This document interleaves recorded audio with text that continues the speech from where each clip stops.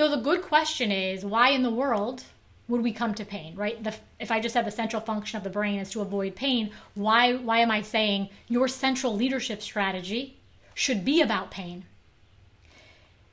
The simplest way to put this is you only come to pain in your life, in your home, in your relationships, and in your organizations when you have tried everything else and you are still unsatisfied and you are still stuck.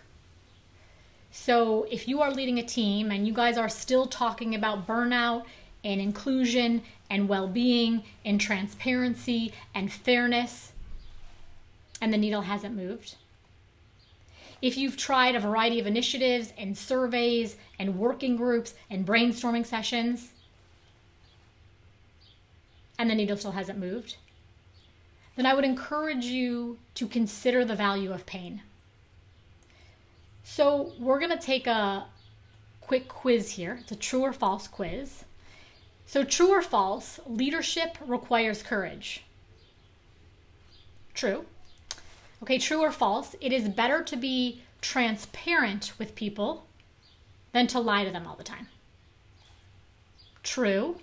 Okay, if you want to connect with people on your team and in your lives, it is better to acknowledge their pain than to deny that they have any at all. True. If you want to connect better with people on your team, it's important to listen to them, talk about tough topics. True. It's like the Oprah show in here. You get 100 and you get 100 and you get 100. So the question that is fascinating to me is, how could it be that we already know the answers?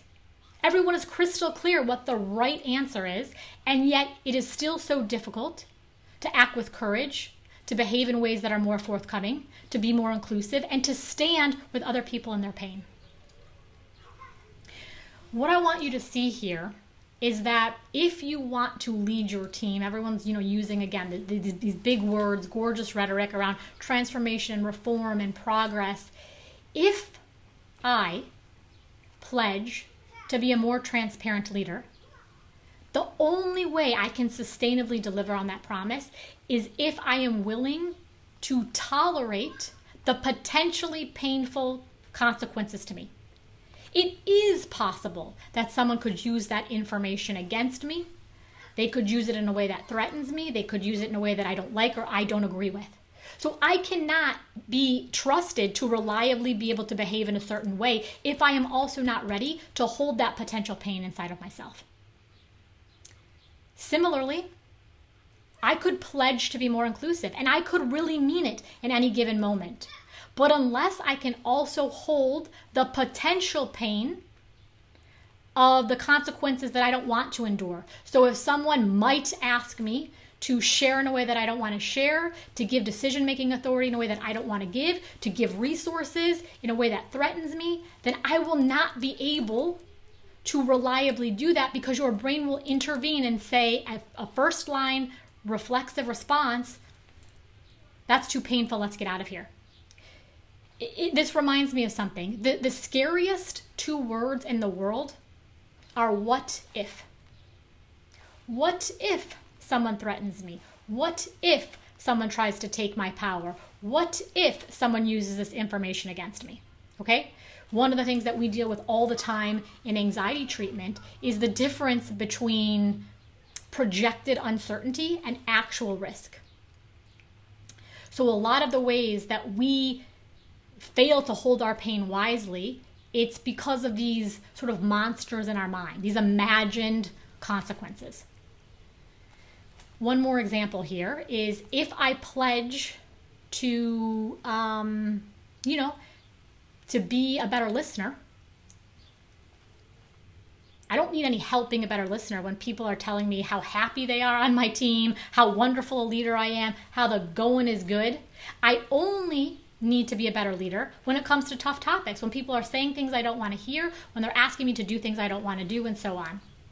And so what I want you to understand is that anytime you are talking about a chronic interpersonal problem, an ongoing interpersonal problem, the reason the central nucleus of the problem is unaddressed emotional pain.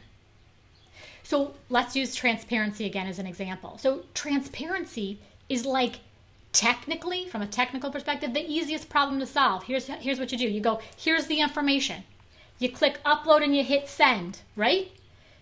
But we are having tons and tons and tons of conversations about transparency, not because it's a difficult thing to logically solve. It's because the people who have the privileged information are afraid. They're anxious, they are worried, they feel potentially threatened that someone might do something in the future that then causes them greater pain. So until we start really reckoning with the nucleus of the problem is going to persist forever, right? The whole definition of insanity is doing the same thing over and over and over and expecting a different result. And so the counterintuitive thing here, the beautiful paradox, is that the brain in some ways is remarkably complex, but when it comes to pain, it's really primitive. And so your brain is just like, you know what, pain, don't like it, let's get out of here. Whether that's burning my hand on a hot stove, or it's making a tough decision, or facing a difficult memory, or having a difficult conversation. But the liberation is when you go beyond that frontline response. And when people understand that the thing they thought was going to be so horrible, they're able to hold it and they're able to address it, there is incredible relief and there is incredible redemption for the people around you, and most importantly for you.